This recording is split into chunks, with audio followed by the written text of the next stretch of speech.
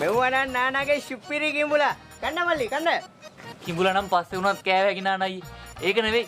පොඩි උපදේශයක් ඉල්ල ගන්න කියලා ආවේ. ඒක හිරෝ මල්ලිට නොකරන තව තියනවාද මේ නානා ගාව? එන්න ප්‍රශ්න. තවත් කිඹුලෙක් ඕනේද? දැන් මේකයි නානා සීන් එක. මුගේ කෑල්ල හැම වෙලෙම මුත් එක රණ්ඩු කරනවා. රණ්ඩුක එකක්. ඒකට මම්මකෝ මල්ලි. නෑ ඉතින් නානයියට ගෑනු 6ක්ම ඉන්නවනේ. එකක් ඉන්න මට මෙහෙමන 6ක් ඉන්න නානට කොහොමද කියලා හිතුණා. මගේ වයිෆ්ලා මාත් එක්ක රණ්ඩු කරන්නේ නෑ මල්ලි. අය දෙනාම ශාමෙන් තමයි ඉන්නේ. සුපිරිම මිනිහා. වැඩේට සුපිරිම මිනිහා. ගෑනු 6ක් එක්ක රණ්ඩු ඉන්නවා කියන්නේ මචං මේ ඉන්නේ ලෙජන්ඩ් කෙනෙක්. টොප් ඒ টොප්. ඉතින් නානයි අපිට කියලා දෙන්නකෝ ගෑනු 6ක් එක්ක රණ්ඩු නොවි ඉන්න විදිය. ඒක මේවයි මල්ලි. එක ගෑණියෙක් හිටියාම අපි එක රණ්ඩු කරනවා. ඒක ගෑනු ගොඩක් හිටියාම උණ්ඩ රණ්ඩු කරන්න වෙලාවක් නැහැ. උන් මරා ගන්නවා. ඒක අපි නිදාස්. අඩෝ මගේ සෙවන.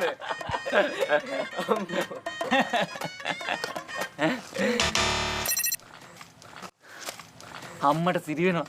කොල්ලට සොරි වෙනවා. මුගෙන් ආලා වැඩක් නැහැ. මේ ගෑණි කරන් දුන්න තව ගෑණියෙක් ගන්නයි. ගෑනු ගැන හරියටම දන්නේ තවත් ගෑණියෙක් කියනවනේ.